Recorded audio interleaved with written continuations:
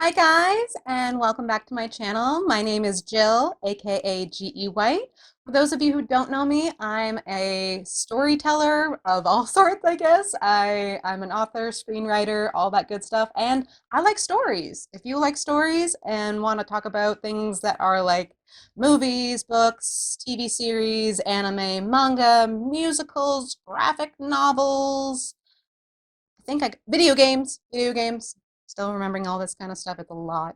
But yeah, if you like talking about stories in any of those mediums, please, do like and subscribe as basically I like to talk about stories. So today I'm going to be talking about this book, which is Black Wings Beating. It was one of my to be read list in back in April. Yeah, April. Oh my gosh. Quarantine is kind of making all the months kind of like I don't know, like blur together. I know it's May, but like I want to say it's June, even though that's not the case. It's just the way it is. Anyway, so Black Wings Beating. Yes, this is one of the two books I read for the month of April. There is another video on Alice by Heart, which was the other book I read. I decided to do the reviews separately because I had a lot to say about both of these. Anyway, so I don't really have any like books that are relevant to this one because this is actually pretty different than what I've read recently, or at least like I haven't read anything that has like birds as the central theme. If you hear barking, that is my dog Ruby. I apologize. So I just have little birds back here for my display, but for now, let's just put that back there and hopefully Ruby will stop barking. You probably can't even hear it, it's just me, but anyway. So, Blackwing's Beating. I started this book believing it to be a one-off. That was my mistake. So, yeah, this is actually part of at least a trilogy. I know there's at least three books. The second one is already out, which is great because that means I can go and read it. And the third book, which I believe will be the last one, is coming out in September. So the second book is called Red Skies Falling, and I believe the third book is called Golden Wings Rising. So I really enjoyed Black Wings Beating, so I will be definitely getting those other two books and reading them, and I will definitely do a review when I'm finished them. But that will be at least probably later in the summer, probably more like August, July, as I have quite the thing for my upcoming to be read list, which I will do in a separate video. Anyway, let's get to talking about Black Wings Beating and why I think you guys definitely should read this. There will be spoilers in this video, so you have been warned. I'll try to do my best to keep them at a minimum, just because if you do want to read this book, I don't want to completely spoil it, but if I say anything that is going to completely spoil you, I will give you a warning and a countdown of like 3, 2, 1, and then spoil you so you can at least skip over that. I'll try and put down any timestamps in the description down below, but don't quote me on that. I'm going to try.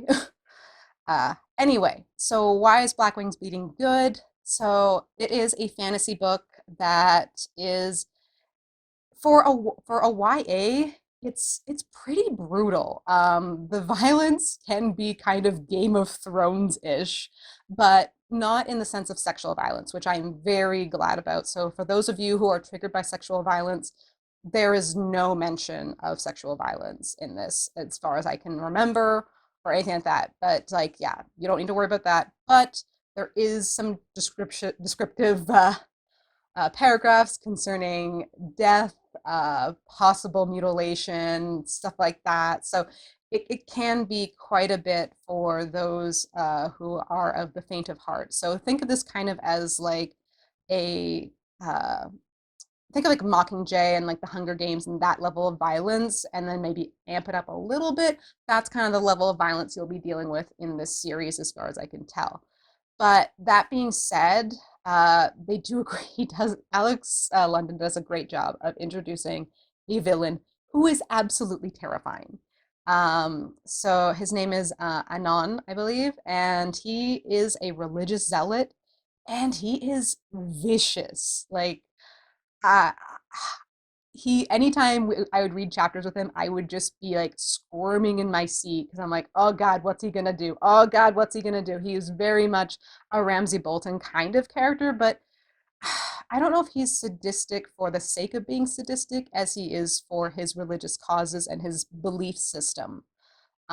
So that's kind of I think what's scary about him is that he is a true believer and feels that all the violence that he doles out is purely warranted and justified. So yeah, there's definitely some crazy stuff going on with him. The problem is that they introduce this villain, but he is not dealt with in the slightest in this book. They mostly are just kind of giving him as a backdrop of what will be this greater conflict down the road. Blackwing's Beating deals with a very small, like, well, what starts off as a smaller personal quest. So our main characters are Kylie and Bryson, who are twins. And Kylie, she is a falconer mostly because she's been forced into it and because she does carry this ability to speak what's called the hollow tongue. And the hollow tongue is basically the language of the birds, and when she uses it, the birds do what she says to a degree. It's kind of, there's a bit of unpredictability to her ability to this language. And there's some really interesting moments where she uses it to both effective and sometimes horrifying degree. So yeah, it's really quite neat. I love birds of prey. I think they're very beautiful, but in this book, they also show you how freaking deadly they are. So definitely keep that in mind while you're reading it. Bryson, on the other hand, he is somebody who he wants to be a falconer. He kind of wants a bit of fame. He's a bit of a show off, all this kind of stuff. And I think a lot of this stems from the fact that he has been horribly abused by his father. So for those of you who are, kind of sensitive to that kind of idea of child abuse and stuff like that, it is talked about quite a bit in this book. It's not overly explicit, but it can be triggering to those of you who might have dealt with, abusive parental figures in your life. Still, they do quite a good job of, making you see how all this has affected him. He's a very complex character, and I absolutely adore him and Kylie. They both have a lot of emotional baggage to deal with, and I think Alex London's doing quite a good job with it. There is a romance aspect to this fantasy, and it's actually an LGBT romance with Bryson being homosexual, and he has a boyfriend who's a few years older than him. They don't really specify, but like I get the feeling that like there might be like a 10-year age difference. I'm not 100% sure, so don't quote me on it. But so he's got this relationship with this guy, and this guy unfortunately owes a debt to one of the most powerful families in the six villages where they live. And in order to pay this debt, Bryson ends up saying that he will get what's called a ghost eagle for this powerful family, which is this basically a person-sized eagle. This thing is like a mythical bird. They know it exists because it's killed a bunch of people, but capturing it and trapping it, it's kind of a thing of legend. There's stories of people catching it, but like whether that's true or not, that's questionable. So I'm going to be getting into a bit of spoilery territory here, so please do um, be aware. So 3, 2, 1. Here's the spoiler. So Bryson's relationship with I think his name's Damien or Dymian. I don't know how to pronounce it exactly. It's Dyain, I believe, or is it Mian? Something like that. Anyway, it doesn't really matter.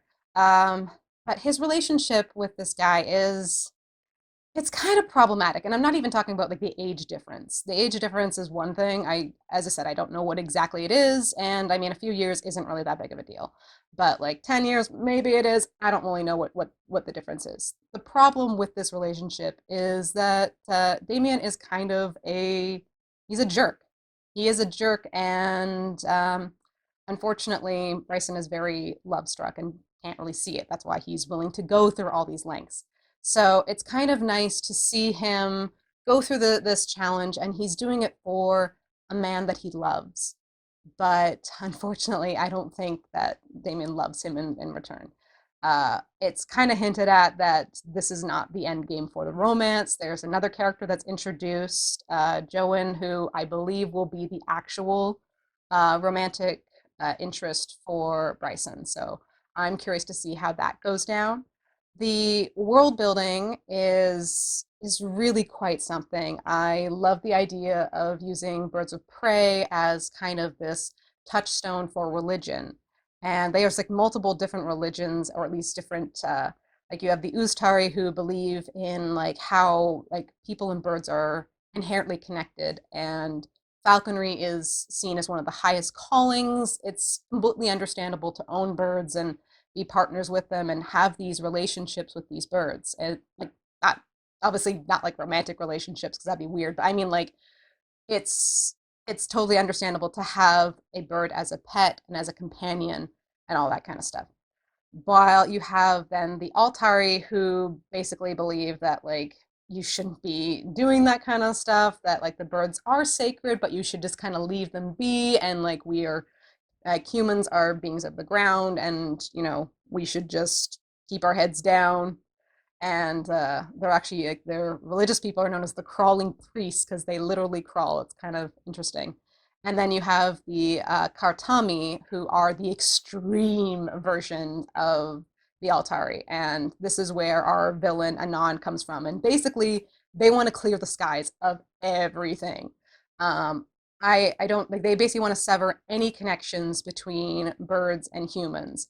Now, whether that means actually killing all the birds, it's not really clear. They don't really seem like they mostly just want to sever this tie, and kind of the idea of having humans have this connection with the sky is a no-go for them. And they are very violent and basically spreading their doctrine.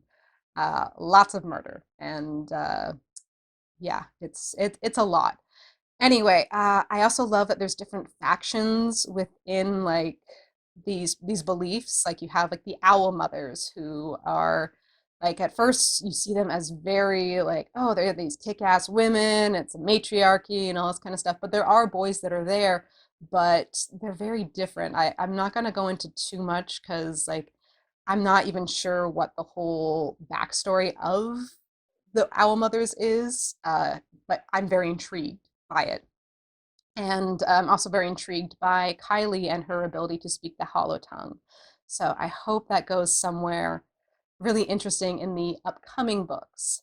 So I could talk for another half hour about this series. As I said, the magic system's interesting, the different cultures. It's very diverse, not just with the LGBT themes, but most of the characters are people of color, or at least it's kind of hard to read. Like there's no like races in the way that we understand them.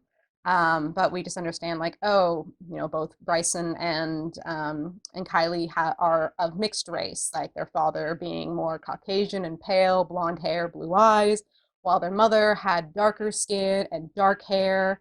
And so you have like this mixed race main characters. And while there's hints at something for Kylie in a romantic relationship, it's not focused on, at least not in this book. We'll see where that goes in the next upcoming books. But I would highly recommend that you read this, especially if you're looking for a fantasy book that includes LGBT characters where their identity is not something that is taboo or anything like that. It's just part of their character, and they are characters in a fantasy world, which I absolutely love. So yeah, that being said, I should do my little plug about my book that is coming out sometime this year. We're hoping in the next couple of months or so. Like, well, I say a couple of months, but it's going to be a little bit longer because of the whole coronavirus thing. Anyway, we're hoping to maybe have the ARCs, that is the advanced reader copies, possibly ready sometime in June. If that's the case, we'll be sending those out to people for advanced reviews. If this sounds like something you might be interested in doing, please do contact me. You can either leave a comment in the comment section below. You can message me on my Facebook, my Instagram, my Twitter, or even my website. It has like an email portal where you can email me directly about becoming a reader for the ARCs when they come out. For those of you who are wondering what it is, my book is called The Eyes of the Eternal. It was briefly out as a self-published book back in 2016, but it has been since revised and cleaned up with a professional editor with the wonderful people at Dollhouse Publishing. So with that being said, it will be, if you're interested in possibly being a reader or reviewer for us, especially if you have a booktube or a bookstagram or just some sort of, like, if you talk a lot about books and that kind of stuff and do reviews, and in general, we would love to hear from you. So please do contact me. The book is about, it's a urban fantasy with LGBT characters, and it's actually very much based in Greek mythology. I'll be talking more about that in my next video, which is my April, not my April, sorry, my May to be read list, and you'll understand more when I get to that video. There's a lot to talk about that. So in the meantime, hope you're all staying safe and doing your social distancing, all that kind of stuff. And I will hopefully see you all soon. Okay, bye.